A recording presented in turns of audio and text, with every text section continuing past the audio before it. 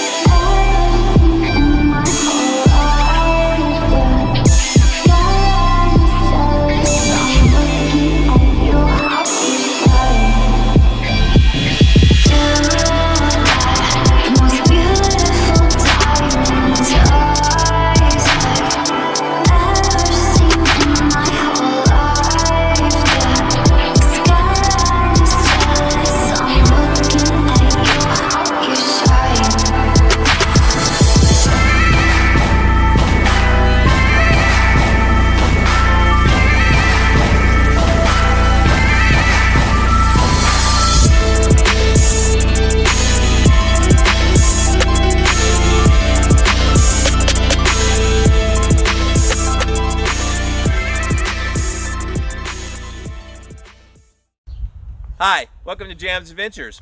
I'm Jam, also known as Benjamin, and this is my wife, Stephanie, also known as Gramsy. How are you doing today, Gramsy? I'm great, Jam. How are you? I'm doing great. What a beautiful day. We've got sunshine, green trees, green grass, and it's just a beautiful, windy, nice and cool day, so excited to be here. Gramsy, today we're going to talk about our new podcast and video cast, which is called Jam's Adventures. Gramsy's going to ask me some questions today, and we'll just have a little get together here. So this is kind of our introduction video to what this podcast and what this video cast is going to be all about, and to give you guys an idea of what's to come, and hopefully get you guys excited so that you guys would want to watch more episodes. So Jam, let's get this started. Why don't you tell your audience a little bit about you? So Gramsy, that's a great question. And I think to get to the heart of who I am, you need to understand that I'm nobody, but I'm everybody. So what I mean by that, Gramsy, is that my experiences are like a lot of other people's experiences out there. So everyday folks that are out there just trying to do the best they can. They're trying to make lemonade out of their lemons, trying to do the best they can, making some positivity out of this negative world. My moniker is Ben Jammin', but I'm just an everyday guy trying to do the best I can in this world. So I've had some great experiences because I've been able to travel the world through being in the military and also the United States. So, I would love to have an outlet to share that with the world. So that's why we're here today. And with that said, I've had lots of adventures. I've also made lots of friends all over the world in the United States and connections. So I do believe it's all about connections. And those are also some of the things that I'd like to share. So I grew up in a little town called Petal, Mississippi. When I graduated high school, I joined the military, went right into the United States Air Force after I tried college for a semester. That didn't work out, so I went straight across the street to the recruiter's office and signed on the dotted line. A lot of things that made impressions on me when I was a youth were things like being in the Cub Scouts and being able to travel with youth groups from my church, or even with the band in high school. Some of those experiences included going to amusement parks such as Disney World and Six Flags. I really grew up, that kind of put an adventure in me, riding those roller coasters and things. We also went to Busch Gardens and some other places. Also, I visited Stone Mountain in Georgia. I went on some rafting trips in North Carolina, whitewater rafting to be exact. Got to go visit Washington, D.C. and the Smithsonian Institute. We always were on camps, either lakes or rivers, with different groups of people, including my family. At one point in our life, my dad actually bought a ski boat. I learned to slalom ski, so every weekend we would go out to the lakes around Mississippi and do a lot of skiing. I loved that. That was some of my best memories as a kid. I also, 7th grade, got a skateboard, so I tried a little bit of skateboarding. Wasn't good at it. I loved it, just wasn't very good at it, but I sure as heck did try. Um, some other things, after I graduated high school, I actually decided to be certified in scuba diving. So I went down to Destin, Florida, Panama City, Florida, and Fort Walton Beach, areas like that, and got to do some scuba diving. So I fell in love with the ocean and the beaches and getting a suntan and swimming with the fishes, so to speak. There was even one point in college that I actually went scuba diving in a little golf course lake in Mississippi. It was really dirty and murky. I did not enjoy that experience at all. You know how to slalom? I didn't know that. Actually, I was pretty good at slalom skiing, a lot better than snowboarding. And something that Gramsci knows real well about me is that I'm a big Sasquatch, Bigfoot, Yeti believer. Sasquatch does not exist. He does exist, but we will actually be doing some videos on that. Do not encourage him. People out there, do not encourage him.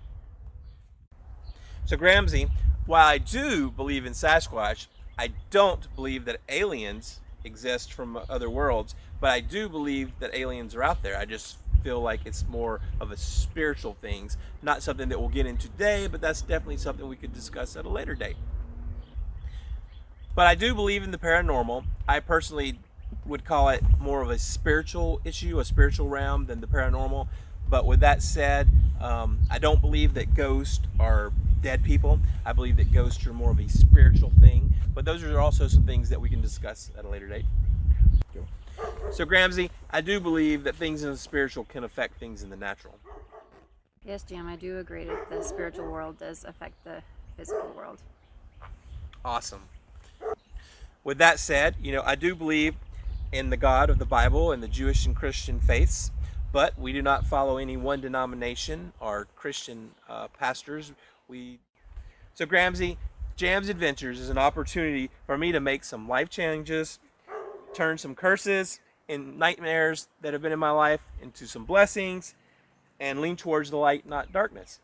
So that's a little bit about me and who I am. Sounds good. Next question. Jam, why don't you tell us a little bit about your background? Great question, Gramsci. As we already previously discussed, I was in the military in the United States Air Force right after I graduated from high school.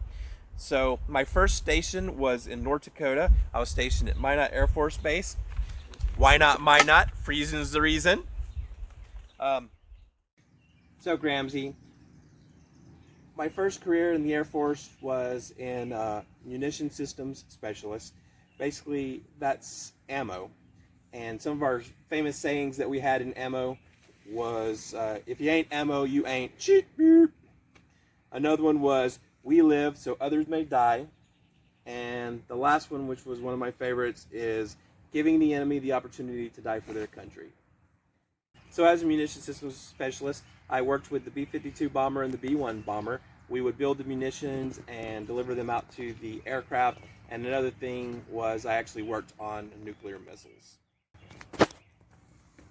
Another thing I did during this time of my life was I spent time in Saudi Arabia during Operation Southern Watch, where we lived in Tent City for a while.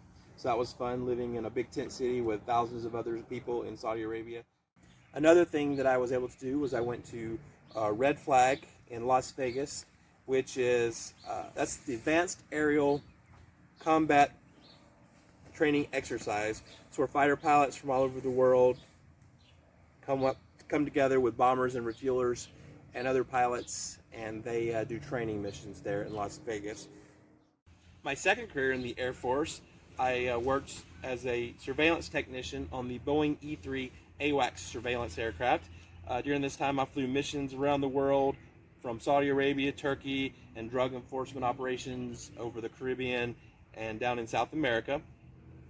I ended my military career in the Air Force at Keesler Air Force Base, where I worked with the Hurricane Hunters as an aircrew member on the C-130, but I did not get to fly on the aircraft during that time. That would have been great to get to fly into the Hurricanes, but I wasn't certified yet, and my enlistment in the reserves ended before I was able to do that. So after my military career and I left the reserves, Ramsey, I tried to become a helicopter pilot. So I attended Vortex Helicopter School, which is in Gulfport, or was in Gulfport, Mississippi.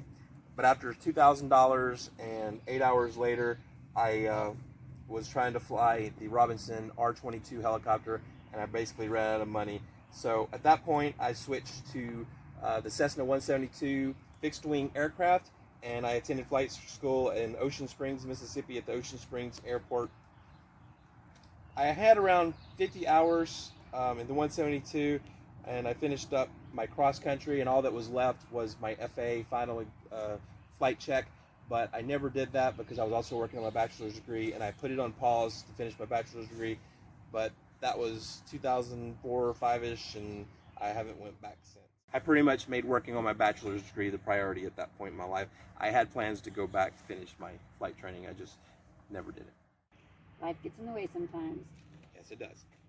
So after I graduated from Embry-Riddle with my bachelor's degree, I decided to go into commercial real estate as a real estate broker for commercial sales and leasing. I sold and worked with shopping centers and investment properties. Some of the clients that we worked with during this time were Walgreens, Subway, Pizza Hut, and I also worked with investors all over the United States. During this time, I actually wanted to be a real estate mogul like Donald Trump. I even thought about going to Trump's university, but obviously that never happened. Then I worked with Embry-Riddle Aeronautical University, and I worked at the Keesler Air Force Base campus in Mississippi, and also the Fort Campbell Army Post in Kentucky. My most recent experience has been as an airport planner, airport manager, and aircraft rescue firefighter. So during this time period of my life, I actually lived in multiple states: Mississippi, North Dakota, Texas, Florida, Oklahoma, Tennessee, Idaho, Washington, and currently Missouri. So as you can tell, Grams, it's gotten a little dark outside. So what we're going to do is we'll run back inside, and when it lights back up, we'll come back out. So let's run inside and we'll continue our questions and answers. So we've changed inside for better production value, Gramsci. So let's go ahead and continue with your next question. All right, Jam. Next question. So expand on your experiences in the Air Force and how it imprinted upon your views and actions for Jam's Adventures podcast. So, Gramsci, some things that made an impression on me from my Air Force career that's going to help us with this podcast are my travel experiences, making friends and connections. Some of those friends I'm still in contact with today, and I'm hoping to bring some of those onto this podcast to give some reflections. So that's the first thing. The next thing is that, so my very first assignment in the Air Force was at Lowry Air Force Base in Denver, Colorado. That was my first views ever of the Rocky Mountains, and I fell in love with the mountains at that time. So not only was this my first experience seeing the Rocky Mountains, it really was my first experience seeing actual snow, like real snow, thick snow. We went up to Breckenridge, Colorado, and I think I'd only seen snow twice in Mississippi, and really it was like a dusting, so it really wasn't like seeing actual snow. So we went to Breckenridge, Colorado, and the snow was actually about 3 feet deep. So the only place that we actually had to go play was a cemetery that was actually open. So we actually pulled off the side of the road, and we all ran up into this cemetery in 3 feet snow, and just started goofing off and playing in the snow. So that was my first really experience, you know, seeing snow, and also the Rocky Mountains. So that's always been a big impression that's carried through the rest of my life. So Grams, we're actually going to go back outside and answer the next few questions just because it lighted back up outside. So let's run back outside, Grams. In the Air Force, we had something called a dream sheet, and that was where we would put all the places where we would want to be stationed. It was definitely a dream sheet because nothing that was on my list actually came to fruition. So most of the places I listed would have been like places in the mountains, and because I was a lifeguard and loved to swim in the water and beaches and things like that, I really wanted to be stationed in Florida, and there was tons of Air Force bases along the beach, but that was not meant to be. So Gramsci, when I first heard that I was going to Minot, North Dakota, I was like, where is Minot, North Dakota? I pronounced it wrong because I didn't know where it was. So there was a map on the board, so I had to go up on the map. Here's Mississippi down here. I'm looking all over the board for North Dakota. I'm like, North Dakota, there's Minot, North Dakota. Oh my gosh, that's in Canada. can definitely understand your hesitation of not wanting to go to North Dakota. It is freezing. So you can imagine my frustration as a southern boy having to move to North Dakota. I can remember driving all the way from Mississippi and driving up through Missouri and then finally into Iowa. And as I got into Iowa, the trees began to disappear. Now in Mississippi, we have lots of pine trees, and I grew up loving trees. But once the trees disappeared in Iowa, through Nebraska, South Dakota, even into North Dakota, there were no more trees. The trees just all but disappeared. Matter of fact, the North Dakota state tree, it's the power pole. So, Gramsci, that disappointment soon changed because when winter hit and I saw that first snow, being from Mississippi and not being around snow, that snow was like a winter wonderland to me. So that was exciting. I ran to Walmart and found the only snowboard that I could find in Minot, North Dakota at the Minot Walmart. And it was this little cheap kid's toy plastic snowboard, right? So I take this little plastic snowboard to the biggest, steepest hill in Minot, North Dakota, and I get on that thing and bloop, it just doesn't work. It wasn't a real snowboard, so it didn't work. So I was a little disappointed in that. So luckily, North Dakota does have a ski resort up in Bottineau, North Dakota. It's called the Bottineau Winter Park. So I go up there, I rent a snowboard, and I get on the bunny hill. And the bunny hill has this rope that pulls you up. It's on a pulley system, so this rope pulls you up and down the hill. So I stayed on that bunny hill all day long, going up and down, up and down, up and down, up and down, trying my best to learn to snowboard until I got it. By the end of that day, I was snowboarding. I could go turn left, I could turn right, I could make it down the hill without falling, and my gloves actually had holes in them, rope burns from holding onto that rope all day. I don't recall any of our children getting that opportunity to grab onto a rope and stay on the bunny hill all day. I recall you making them go down the bunny hill or at an actual real hill on their first day of snowboarding and being expected to be able to handle it like a pro. So where's the fairness there? Well, I will say, there were several times I took several of the kids snowboarding, and I can remember one of them sitting on the hill on her knees in tears, crying, telling me that she couldn't do it. And I had to look at her and say, "There's no crying in snowboarding." And then one of the other kids, we were on the very first hill. Actually, we weren't even on a hill. It was just a flat area, and she fell off the snowboard and broke her arm. She wasn't even on the ski hill. Natalie. Maybe if they were allowed to use a bunny hill, they would be better snowboarders. Dan? Maybe.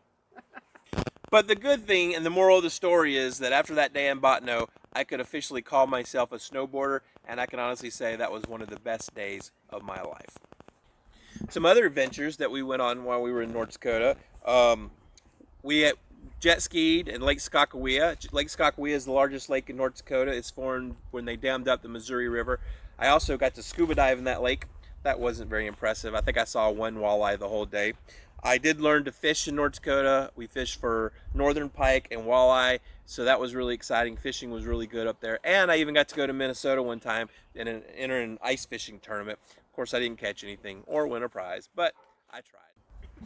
Another thing that I got to do was I worked every summer for this bungee bouncing machine at the North Dakota State Fair, so that was always fun. And then we also got to go up into Canada and work during the summer at some youth programs. And at one of these youth programs, the Christian band, the Newsboys, were there. And I love the Newsboys. They're my favorite Christian band. And another band was Newsboys were headlining, but then their supporting band was Audio Adrenaline. Of course, I was, at that point, Audio Adrenaline was pretty new, so I was definitely more of a Newsboys fan. So we're at the bungee bouncing machine, and Audio Adrenaline, a couple of the guys from Audio Adrenaline walks up, and they want to jump on the bungee machine. So I'm like, okay guys, yeah, we'll let you jump on the bungee machine, but I was really hoping to meet some of the Newsboys today. They really rolled their eyes at me. But again, Rude. well, after it was all said and done, I made up with them, and they actually gave me an Audio Adrenaline shirt and signed it. If you remember, I even let you have that shirt. It was when we first met. So another thing, Gramsci, while I was in North Dakota, I got to attend a Red Flag, which is an Air Force event in Las Vegas. Red Flag is an exercise in Las Vegas where fighter pilots from all over the world come and do weapons training in the desert, and they do live fire exercises. They have the bombers and surveillance planes and refuelers, and all these groups of people and other international pilots come together and train in Las Vegas. So I was a part of that. But what I remember from that trip was that there's a mountain near Las Vegas, about 20-30 minutes away, called Mount Charleston. And I fell in love with Mount Charleston. So the thing about Mount Charleston was it would be 110 degrees on the ground in the desert, but you could drive up to the mountain and the temperature would drop 20 and 30 degrees instantly. And Mount Charleston was like an oasis. Mount Charleston is like an oasis. So Mount Charleston is like an oasis in the desert because it's surrounded by desert, and then you have this mountain. And when you go up this mountain, and then you actually can look down and see the desert below you with all the cacti. But up here on the mountain, the temperatures are a lot cooler, and also there's trees and pine trees, and it's just a much nicer experience. So I spent a lot of time camping at Mount Charleston. We did hiking, camping. There were some caves to explore, things like that. Another thing I got to do on this trip to Las Vegas was there's an area called Red Rock, and I got to do some free climbing. So one day we went out and I took a canteen with a buddy, and we went and climbed and rock climbed one of the peaks there, and we climbed and climbed. About halfway up, we ran out of water. The guys that were with me stopped halfway up and didn't go, but I was not about to let that mountain beat me. I kept climbing and climbing and climbing without any water until I got to the top of that peak, and boy was it worth it, because the views of Las Vegas from up there were beautiful. You could see all the suburbs, and it was just a wonderful experience. So we climbed back down that mountain, still up, no water, go back to the desert. I am so thirsty. I was dying of thirst. We drove as fast as we could. We got to the first 7-Eleven we came to. I ran into that 7-Eleven, went straight to the sink in the bathroom, stayed there like 20 minutes just drinking and gulping several gallons of water. Man, I just remember how good that water tasted. So Gramsci, obviously we've changed locations again. I think hopefully for this podcast, this will be our last location. So to continue our discussion, we were discussing some of my impressions from the Air Force that led into this podcast. So another thing that was very impressionable to me was when I moved to Abilene, Texas, 1995-ish, and I did my first tour in Saudi Arabia. We lived in a tent city, so that was pretty interesting. I enjoyed working in the desert and getting the experience of sandstorms, also dealing with cobra snakes, scorpions, camel spiders. The people who had already been to Saudi would tell stories, and this is one of the stories that actually had a big impression on me. So the story were about camel spiders. So camel spiders are these creepy looking spiders about that big, and what they do is they would climb up on the camels and they inject them with a venom that numbs them, and then they dig a hole and eat out the flesh of the camel.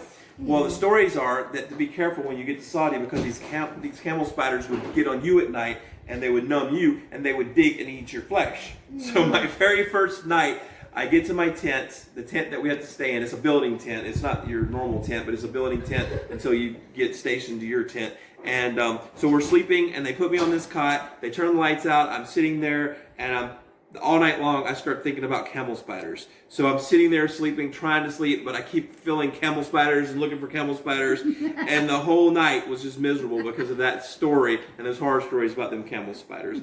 But with that said, I didn't really have any issues with the camel spiders, but it was just the fact that I had that thought in my head. So. Ew. I think anybody would have a sleepless night. Probably so.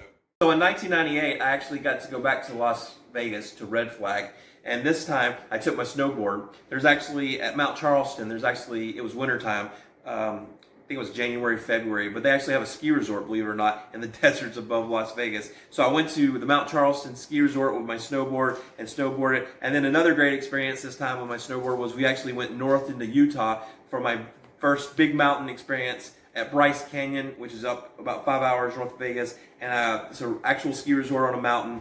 Instead of just snowboarding on my hills in North Dakota at the Botano Winter Park, this time I was at a real ski resort that actually had lifts going up the mountain. So that was a fun experience, and that really, hit me hard with how much I do love snowboarding, and I got to experience what a real mountain was like, other than just snowboarding the hills of Minot, North Dakota. So after my time around 98, I cross-trained into AWACS around the 99 time frame. I actually got to go live in Panama City, Florida on a golf course, believe it or not, for 6 months. And that was a great experience. During that time, I learned how to ride crotch rockets. I got to do some scuba diving out in the Gulf of Mexico.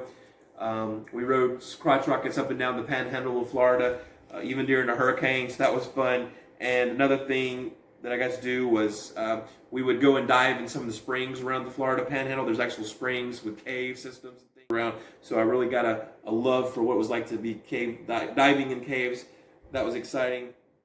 And I also got to do some sailing on a sailboat, so I learned a little bit about sailing. I actually wasn't very good at it, but I did try. You got to sail. I want to sail. I tried, so I didn't get very far, but yes, I was out in the middle of the Gulf in a sailboat, and but I learned a little bit about sailing. There wasn't any wind that day, so but it was still fun.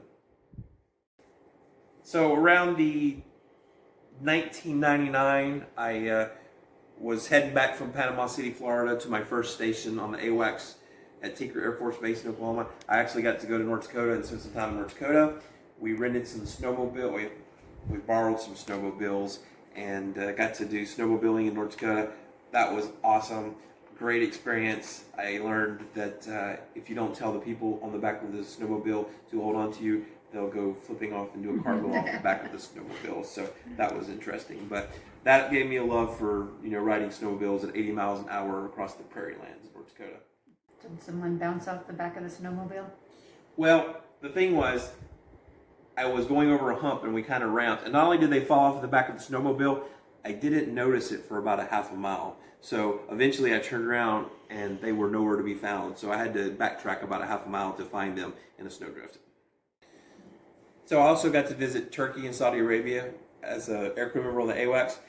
Turkey is actually the gateway from the east to the west, which is really interesting. And I got to climb a World Heritage site there in Turkey called Mount Nimrut. So that was a really cool experience. Definitely going to have to do a podcast on that experience. Because up on the top of this mountain, there are 1,000-year-old statues that are, actually they're thrones with all these Apollo and other gods sitting on these thrones. And over the years, lightning has struck them, so there's like these big heads all over the place.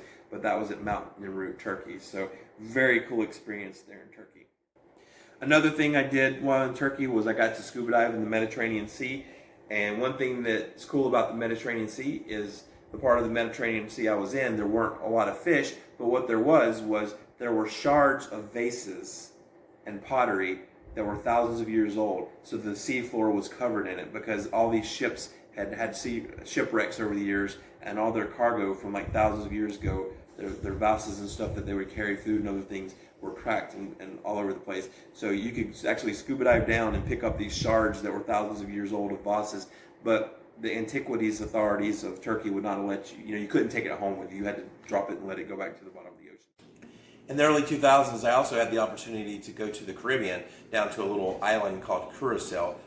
We did drug missions down there over the Caribbean in the AWACS, and also we flew over South America. Our hotel was actually on a jetty, and the jetty went out, and on the other side of the jetty was a coral reef that was down to about 100 feet. So I was able to dive there during the day and night, and I dove, I don't know, many hours of diving. There's also a shipwreck, which was pretty cool. This island also had a cave system that I was able to visit, and another cool thing was there was some ancient writing on one of the walls, and they don't even know what culture put this writing here, but that was just really neat to see these symbols that didn't make any sense, but they're like curly cues and all these other things, but just to see writing that was thousands of years old and no one knows what culture put that there. Ramsey, during this time period is also when me and you got married. We met when I was stationed at Tinker Air Force Base. So, and actually that's when me and you started doing camping together. There's Lake Murray, which is a really nice lake there, if you remember, in Oklahoma. We camped there, and we also, that Lake Murray is near Ardmore, Oklahoma, and then we went down to Sulphur Springs, and there was a lake there that we got to camp at, and a bunch of other areas. So Oklahoma actually has some pretty cool places to visit. So it wasn't much longer after me and you got married that I actually left the military, and we moved back to Mississippi, where I worked on my flight training, and also I worked at Embry-Riddle Aeronautical University, and I was also working my bachelor's degree, if you remember. And then we would also go back to Oklahoma on camping trip, 2-week camping trips, a couple of times a year, We visited back to Lake Murray, and we went to the Quartz Mountains, which is a really cool place. Yes, there are mountains on the east and west side of Oklahoma. And then there was a lake called Lake Thunderbird near Norman that we also visited. Like Thunderbird? You mean like Dirty Bird? That's what they call it. No, that was Lake Stanley. They call Lake Thunderbird like Dirty Bird. I think you meant a different lake, but Lake Thunderbird wasn't Dirty Bird. That is too what they call it. It's okay, it's funny anyway. So I also, if you remember, I had to live in Tennessee for 2 years. So I was working at Embry-Riddle in Mississippi, but then I got transferred to Fort Campbell, which is an Army post up in Kentucky, and I lived there for a few years. Now, I really enjoyed northern Kentucky, just north of Nashville, Amish country, the land between the lakes, which I really fell in love with. It's the border there of Kentucky and Tennessee. And we also got to visit the Smoky Mountains and do some hiking and fun stuff around there. After you got out of the Air Force and you got into aviation, did you continue with your adventures? So Gramsci, yes, I did continue my outdoor adventures. The fun did not stop. There was lots of things to do in Montana and the Northwest. So as an airport manager, airport rescue firefighter, and being stationed in the Prairie Lands, North Dakota, South Dakota, and the Northwest, my adventures continued. So, of course, we left Mississippi and we moved back to North Dakota for our second tour of North Dakota. We moved to Bismarck, North Dakota. We traveled to Montana. We got to visit Yellowstone multiple times, the Teton Mountains in Wyoming, Glacier National Park. So while we were at Glacier National Park, if you remember, we hiked all the way up to Grendel Glacier, and we went jet skiing at the Flathead Lake there in that area, in Montana. Spent a lot of time snowboarding, if you remember. Went to Red Lodge, Montana, and of course my favorite place in the whole world to snowboard is the Lone Mountain over at Big Sky, Montana. We bought some kayaks and we were able to go kayaking over at the Lake Metagoshi and up on the Canada border in North Dakota. We did a lot of kayaking in the Missouri River. We also did some snowboarding in Minnesota and Detroit Lakes, Minnesota, where we did snowboarding there. And there's also a lake there at Detroit Lakes that we got to do some kayaking in. You remember those adventures. So we also went down to the Black Hills and visited Mount Rushmore, and we hiked all the way up to the top of Mount Harney, which now is called Black Elk Peak. We also did a lot of kayaking there in that area. There's a lot of lakes around. Sullivan Lake is one good lake up there, and the Black Hills that we love to kayak. Lots of great lakes there. Also in North Dakota, we got to visit Theodore Roosevelt National Park, the Badlands there in North Dakota, and we did a lot of hiking there. And also we had fun taking the kids over to Devil's Tower there in Wyoming. So we left North Dakota, we moved to Idaho. The adventures continued because we were right there close to Yellowstone. So we kept visiting Yellowstone and the Tetons and did some more hikes. We visited Mount Rainier in Washington, and I went down to Utah and Park City and saw the Great Salt Lake. Additionally, while we were in Idaho, there were lots of waterfalls. We also went over to the Twin Falls and got to visit those waterfalls. And then there's our favorite place, or my favorite place to visit, was over at McCall, Idaho, just north of Boise. So there's a little lake up there that we really appreciated. So beautiful mountains and things up there in the scenic area north of Boise. And also we went down to Paris, Idaho, and visited the ice caves. That was really interesting. And Bear Lake down near the Utah border. So we moved from Idaho to Washington, continuing our adventures up in the Northwest. While we lived in Washington State, we did more adventures over to Mount Rainier, which, what a beautiful mountain. We got to see Mount Adams, Mount Baker, all those are volcanoes. We went up to Leavenworth and did a lot of camping up in that area with some of the kids. The Diamond Head, great little area there. Wedge Mountain, Mount Stewart. Some other areas we saw was the Red Top Lookout, beautiful little fire lookout tower up there on that mountain. We also went down to Mount Hood, Oregon, and visited Mount Hood and spent some time in Seattle. And we visited the Olympic National Park in Washington, where there were rainforests. And then, of course, while we were there near the Pacific Ocean, we went out and visited the beaches there. So Washington had lots of things. So hopefully we can do some podcasts on all our adventures in the Washington area. What's your favorite thing that you've done in Washington? So yes, my favorite thing ever, my favorite adventure so far, was when we were in Washington. We found out we were leaving Washington and moving to Missouri, and I decided to take my lifelong adventure of the Pacific Coast Highway, which is Highway 101 from Washington State to Oregon to California. So if you remember, I left Ellensburg, Washington, crossed the Cascade Mountains into Seattle. I got onto the Pacific Coast Highway, went through the Olympic National Park, stopped there and saw some of the Pacific Ocean beaches all the way down to the Washington into Oregon. When I got to Oregon, I stopped on the beaches in Oregon, spent the night, and saw lots of sea lions, spent the night on the actual beach there in Oregon. I kept traveling down through Oregon, through Tillamook. Again, when I got to California, I visited Redwoods National Park, which was very exciting. My first time seeing the redwood trees. Did a lot of hiking there. I went down to San Francisco, got to tour some downtown San Francisco, got to go across the Golden Gate Bridge, saw Alcatraz, which was really cool. So on the trip back, I drove north a different way and went near Mount Shasta, which is also another volcanic mountain, like Mount Hood and Mount Rainier and Mount Baker. So we saw Mount Shasta, spent some time there, and then I went up to and visited Crater Lake National Park. And on the way back, I also went back and stopped at Mount Hood and visited the little lodge there, which was the site of The Shining with Jack Nicholson. And then I finished up by heading over to Mount St. Helens, toured Mount St. Helens, and even got to see the Ape Cave, which is a big lava tube there. So to me, that not only was my best adventure in Washington, that's the best adventure so far. Hopefully we'll have plenty more of those. So that brings us up to today. Today we live in the North Kansas City area near Liberty. An interesting fact that you know is that we have a cemetery in our backyard, about 50 feet from our backyard. There's about 600 graves in our backyard. These are the Civil War area graves, so that's kind of interesting. We also have one of the most haunted properties in the United States, the Belvoir Winery property, right in our front yard. So as we look out, there's a bunch of buildings that are haunted that we can see across the field there. A lot of paranormal shows including Ghost Adventures, have actually been over there and did shows on this property. So I thought that was interesting that we've moved right next to a paranormal property. I actually like to camp in my backyard to try out some of the equipment that I use on these adventures. And sometimes I'll set my tent up back there and I'll actually be 50 feet away from those 600 graves. But I don't think my 600 neighbors mind sharing the night with me.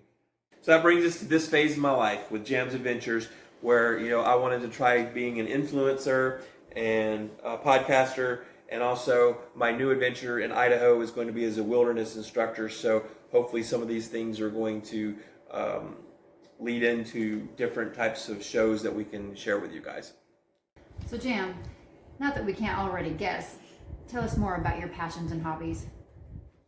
All of my adventures from traveling the U.S. and the world is what brought me to have these passions with some of my hobbies, which include scuba diving, spelunking or caving, kayaking, flying, hiking and backpacking, camping, snowboarding, snowmobiling, surfing, water skiing, and rock climbing, and also jet skiing. So those are all the hobbies that I enjoy, that I've had the experiences of, and I'm hoping that now we can use this with Jam's Adventures to share those things with all the audience out there. So I have a lot of experiences or tools in my chest, but I'm a master of none. These are the things that I want to share with you here on Jam's Adventures. What are your most memorable life-changing experiences? So things in my life that have to help put things into perspective, basically reality check. So back when I lived in Oklahoma, when we met back in May the 3rd, 1999, that was one of the worst tornadoes in Oklahoma history. I lived there more, so I was able to experience that. Just seeing the devastation that tornado caused was really an eye-opener. And then also what made an impression was the cleanup afterwards. So I was actually a part of the cleanup and being able to, not only to see the destruction, but then to see how people came together to do the cleanup. And I wish I could say that was the only time that something like that ever happened. But then shortly after that, in 2005, we moved back to Mississippi, and if you remember, Hurricane Katrina, which was also just seeing all the damage that was done on the coast in Mississippi and New Orleans, and then afterwards, the same thing, watching people come together to rebuild and being a part of that also was quite the experience.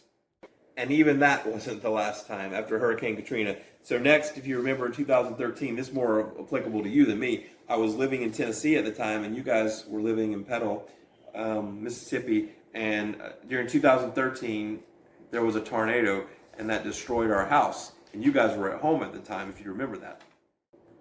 I definitely remember that.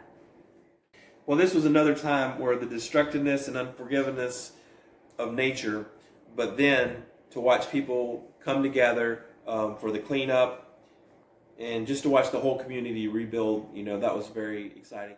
And if you remember, we even made it on the Weather Channel, or at least the house did.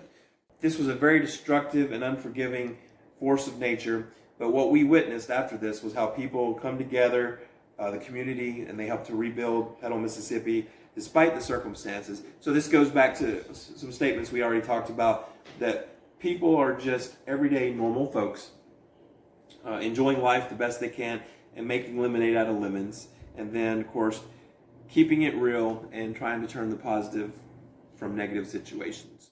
But with that said, I'd like to hear your perspective on it since you actually lived through this.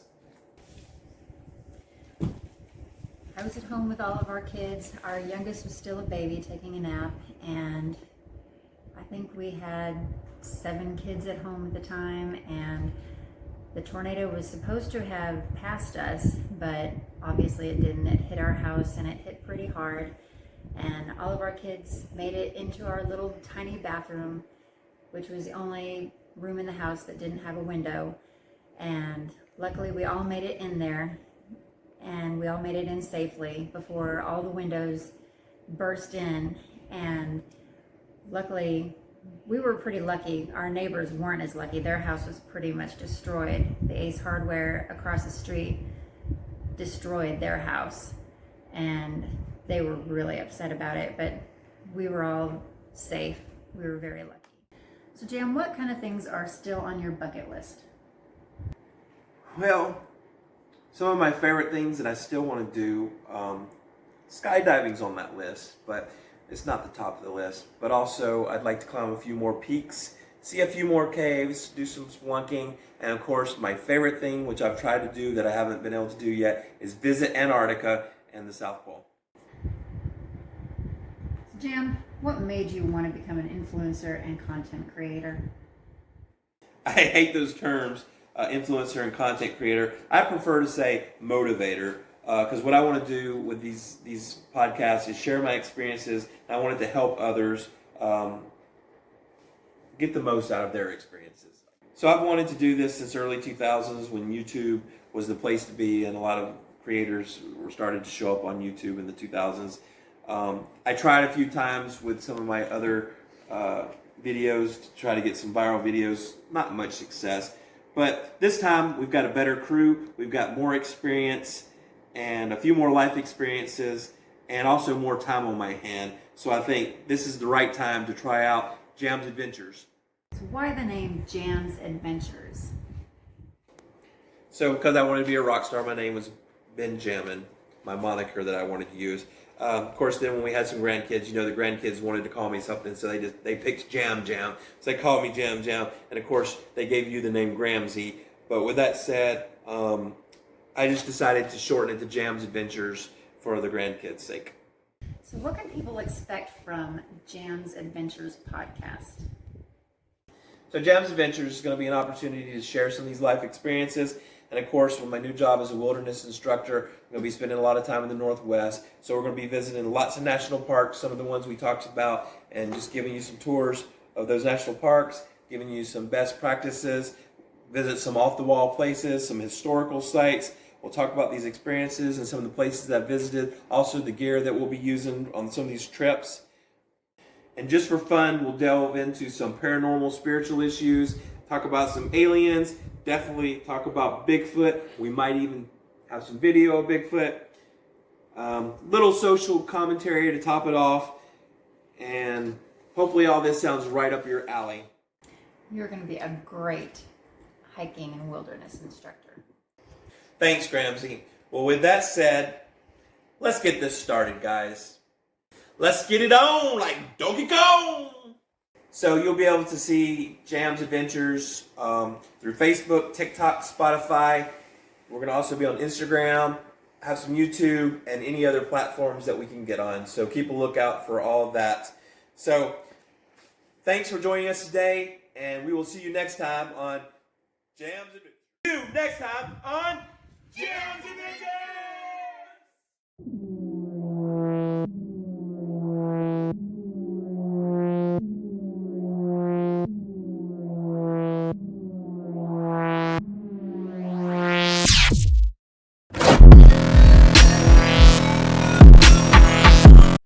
Test, check it, 1, 2. Got my bro, Mike.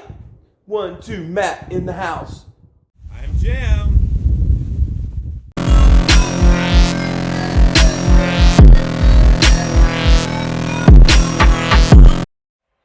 Who are you?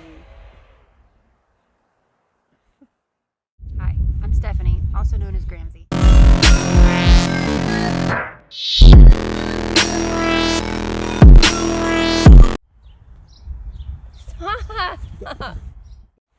Hi, I'm Avia.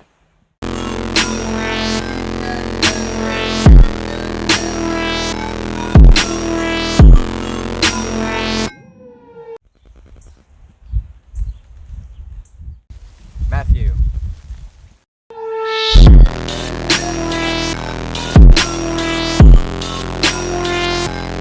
You.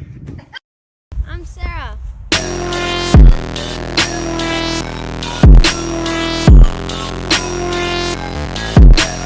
You would have loved. I can't even remember what I was going to say.